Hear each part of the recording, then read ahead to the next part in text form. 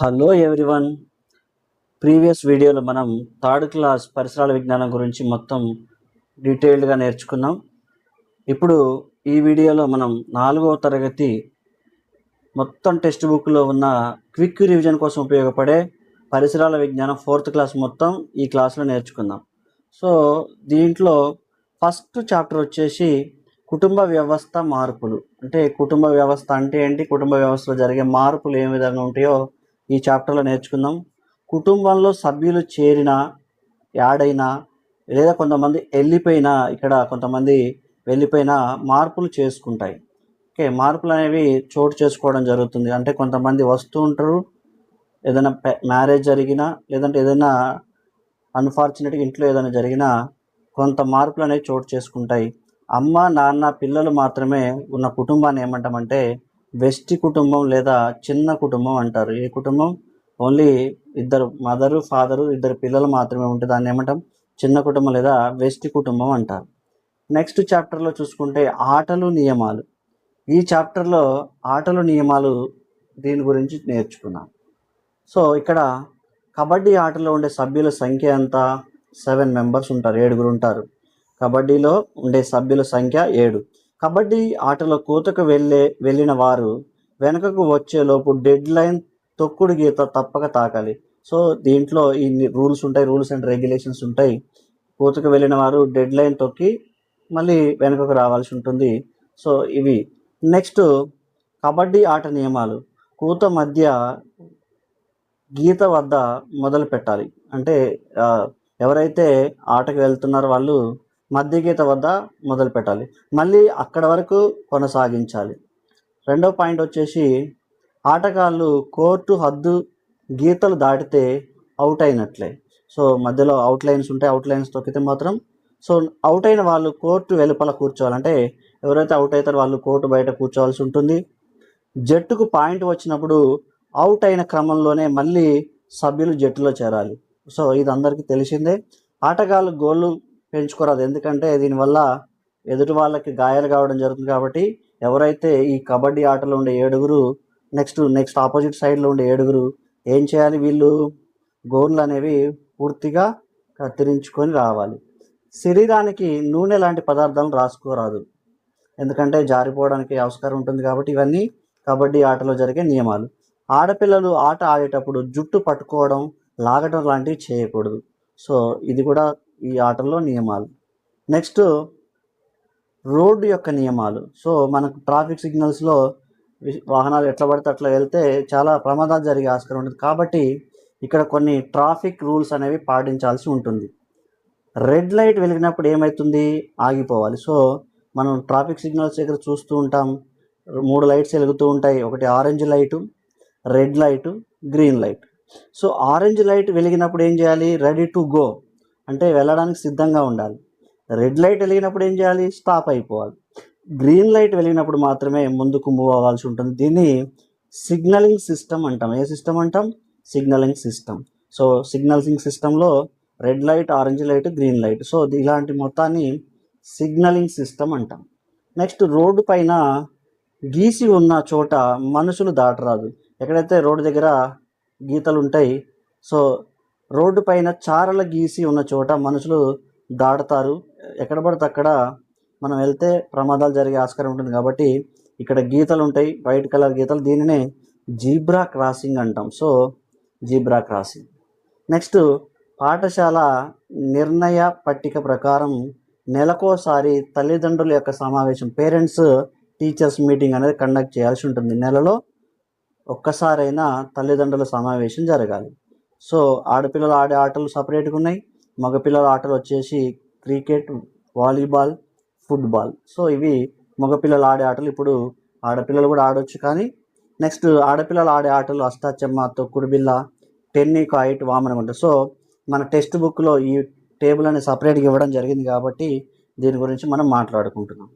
Next కొంత important ఎవరైతే మనకి ఇండియన్ టీంలో మన ఇండియాకి పేరు తెచ్చే క్రీడల్లో ఉన్నారో వాళ్ళు ఒకసారి చూద్దాం.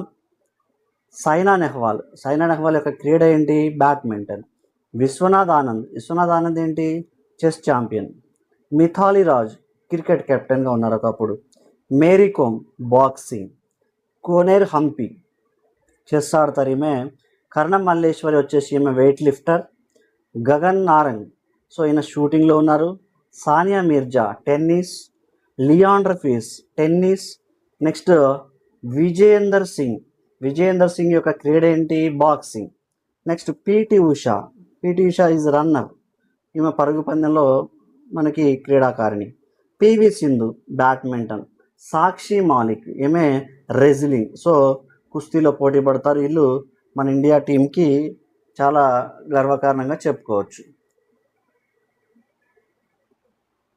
నెక్స్ట్ క్రీడా స్ఫూర్తి, మనం ప్రీవియస్ క్లాస్లో నేర్చుకున్నాం, ఆటల్లో గెలుపోవడంలోని సమానంగా తీసుకోవాలి. ఓకే, అభినందించుకోవడాన్ని క్రీడా స్ఫూర్తి అంటారు. ఎవరైనా గెలుపోవడం అనేది కామన్, సో ఇలా గెలిచిన వాళ్ళు ఓడిపోయిన వారు దీన్ని క్రీడా స్ఫూర్తిగా తీసుకోవాలి. పిల్లల ఆటల సమయం వచ్చేసి ఈవినింగ్ స్కూల్ అయిపోయిన తర్వాత 4 to 6 వరకు ఉంటుంది. ఒక 2 hours అనేవి వాళ్ళు ఆడుకుంటే వాళ్ళ హెల్త్ యొక్క కండిషన్, ఫిజికల్ ఫిట్నెస్ బాగుంటుంది. నెక్స్ట్ ప్రతి 3 నెలలకు ఒకసారి పాఠశాలలో జరిగే ఆటల పోటీల్లో పాల్గొనాలి.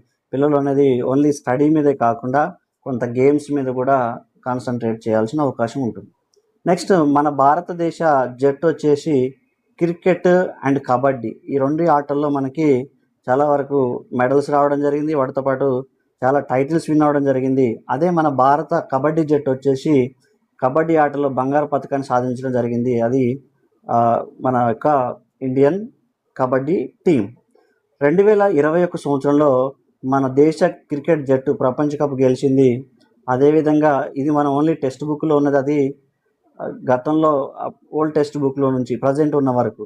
సో నెక్స్ట్ 11 తర్వాత కూడా గెలవడం జరిగింది, కానీ మన టెక్స్ట్ బుక్లో ఇచ్చింది ఏంటి, 2011లో భారతదేశ జట్టు ప్రపంచ కప్ అనేది గెలవడం జరిగింది.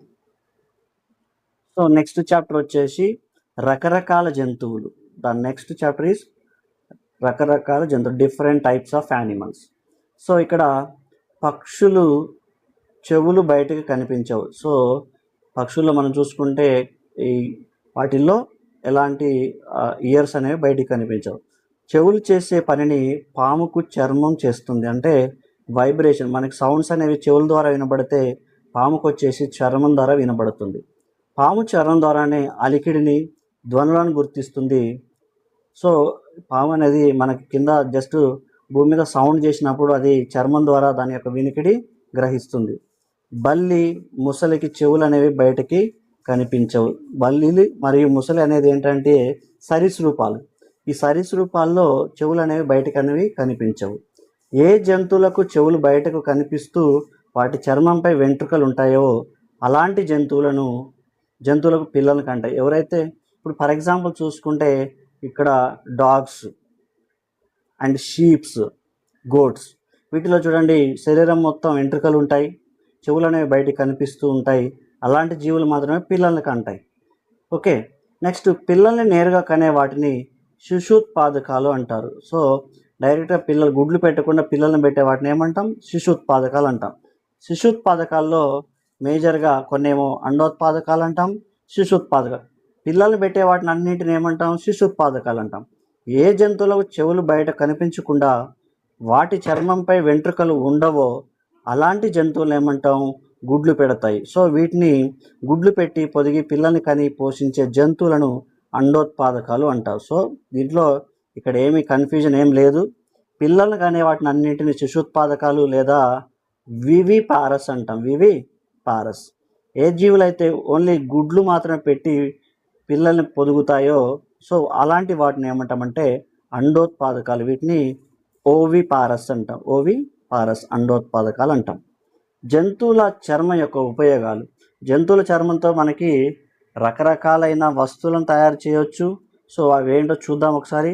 చెప్పులు తయారు చేస్తారు, డోలు వంటి వాయిద్యాలు, ఉన్నితో వెంట్రుకలతో వస్త్రాలు తయారు చేస్తారు.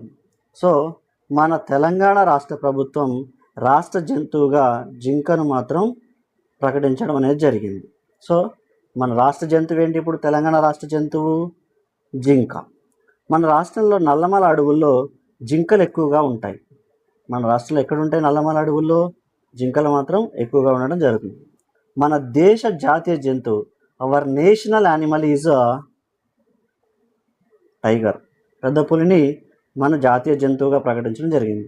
భారతదేశంలో పెద్ద పులులు అంతరించిపోయే అంటే ఎండేంజర్డ్ స్పీసీస్గా చెప్పుకోవచ్చు. ఇవి అంతరించడానికి దగ్గరగా ఉన్న జీవుల్లో ఇవి పెద్ద పులులు కూడా ఉండడం అనేది జరిగింది.